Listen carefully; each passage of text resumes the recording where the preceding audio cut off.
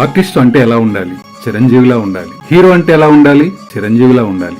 అసలు సినిమా అంటే ఎలా ఉండాలి? చిరంజీవి సినిమాలానే ఉండాలి. చిరంజీవి సినిమాగానే ఎందుకు ఉండాలి?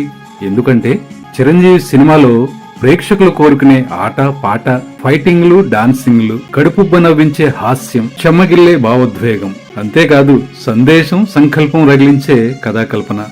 ఇంకేం కావాలి?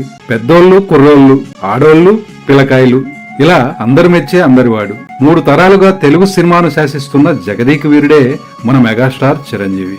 ఒకే ఒక్కడుగా, మనలో ఒకడిగా, సామాన్యుడిగా, శివశంకర్ వరప్రసాదుగా, చిరంజీవిగా సినీ ప్రయాణం ప్రారంభించి తనదైన సుప్రీం మార్కుతో సిల్వర్ స్క్రీన్ స్థాయిని పెంచి తన రికార్డులు తానే దాటుకుంటూ కలెక్షన్ల బాక్సులు బద్దలు కొడుతూ మెగాస్టార్ గా ఎదిగిన చిరంజీవి కేవలం నటుడు మాత్రమే కాదు, ఎందరికో ప్రత్యక్షంగా పరోక్షంగా సినీ జీవితాన్ని ఇచ్చిన మార్గదర్శకుడు. లెక్కకు మించిన నవ యువ కళాకారులకు చేయూతనిచ్చిన ఆపద్బాంధవుడు కూడా.